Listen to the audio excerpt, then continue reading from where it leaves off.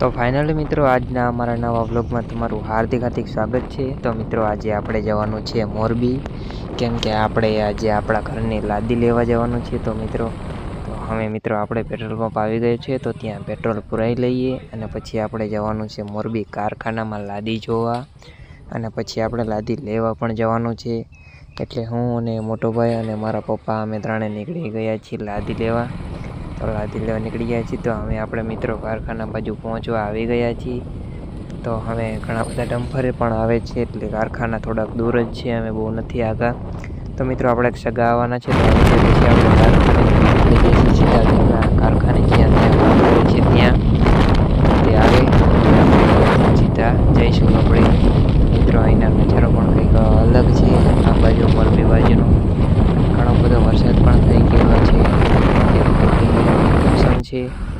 તો મિત્રો આપણે માટેલ પહોંચી ગયા છીએ, ખોડિયાલમાનું મંદિર છે ત્યાં। તો આ છે મિત્રો ખોડિયાલમાનું મંદિર, તમે જોઈ શકો છો અને દર્શન પણ કરી શકો છો।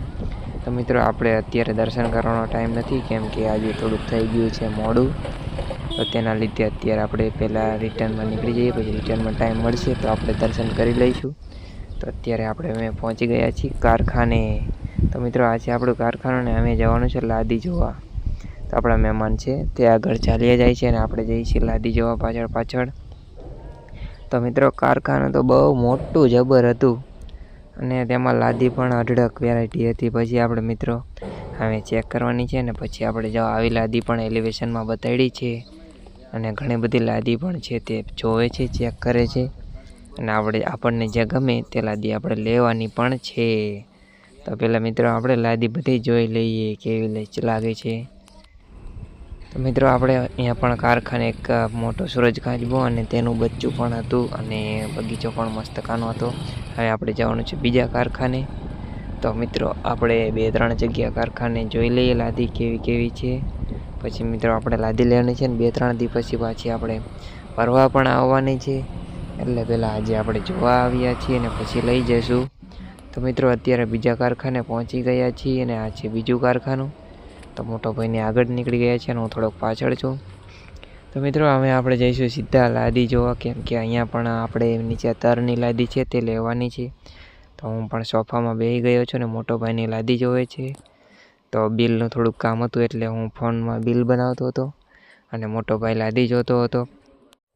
તો મિત્રો અત્યારે આપણે સવારમાં આવી ગયા હતા વાડીએ, કેમ કે આજે થોડાક એરંડા સોરવાના બાકી રહી ગયા હતા, તો તે આપણે સોરી નાખ્યા છીએ અમે અત્યારે। તો અત્યારે 10-11 વાગી ગયા છે, અને આપણે કમ્પ્લીટ બધા સોરી નાખ્યા છે। તો હવે મિત્રો 2 દિવસમાં એરંડા હાંકવાના છે, હાંકીને પછી બાંધવાના છે। તો વરસાદ ના આવે તો આપણે બાંધી પણ દેવાના છે એટલે। તો આપણે આવી ગયા હતા અત્યારમાં વાડીએ, ને હવે પાછા જઈશું ઘરે। તો ચલો મિત્રો હવે વાડીએથી સીધા ઘરે જઈએ। તો મિત્રો આજે આપણે અત્યારે સવારમાં આવી ગયા છીએ વાડીએ, કેમ કે આજે નાકા વારવાનો વારો આપણો છે, કેમ કે આજે મારા પપ્પાને બધા બહાર ગામ ગયા છે, એક પિતૃનું કામ છે ત્યાં, અને મોટો ભાઈ ગયો છે ઘરની વાડીએ। તો મિત્રો આજે આપણે ઘરની પાછળ વાડી છે, ત્યાં આજે આપણે આખો દિવસ રહેવાનું છે। અને મિત્રો કેમ કે અત્યારે મોડા વ્લોગ બનાવી શકું છું, કેમ કે રાત્રે અમારા નવરાત્રિ આવે છે, તો રાત્રે અમારા મઢનું કામ થોડુંક સાફ સફાઈની ચાલુ છે, અને મંડપને તે લાવ્યા છે ને, તો તેને વેલ્ડિંગને કલર કામ બધું બાકી છે એટલે।